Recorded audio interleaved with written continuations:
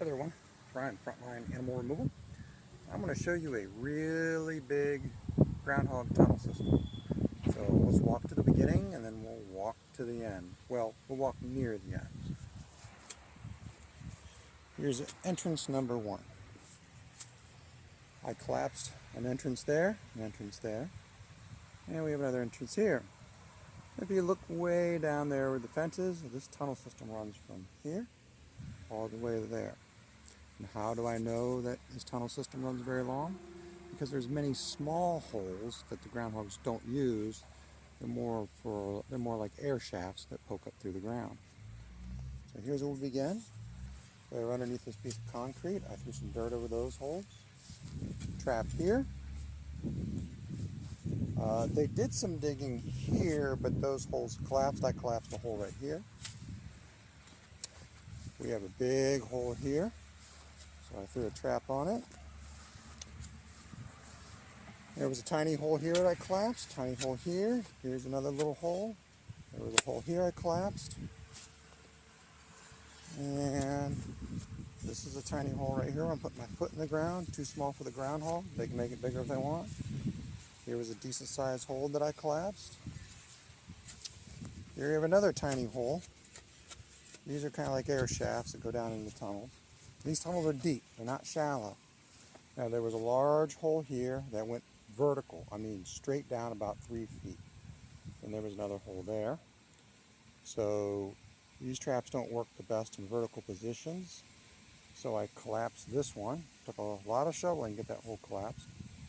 And we set the trap here. I'm assuming they're connected, like all these. There was a hole here that I collapsed. Hole here that I collapsed. Some more small holes. Oh, here's a little hole. Oh, this one I didn't collapse. But as you can tell, that's a nice vertical hole. See if I get my shovel down in there. It's only about softball size. I can't get my shovel all the way down in. But I would say that is 3 to 4 feet down. So I'm going to collapse this one. We got a hole right here collapsed. This was actually 2 holes combined. I collapsed one of them, left the other open, threw a trap on it. And out there on the other side of the fence there's a hole. And then if we go around the corner, there's more holes. I think you get the idea. We got a lot of dens along this hillside. Groundhogs love hillsides because, well, they drain well. They don't have to worry about getting flooded tunnels. They also like it when nobody pays attention to them for years and years and years. Then they're allowed to dig these long tunnel complexes that all interconnect. These are some happy groundhogs here. So there may not be that many. I don't know. We'll see what happens as I start trapping them.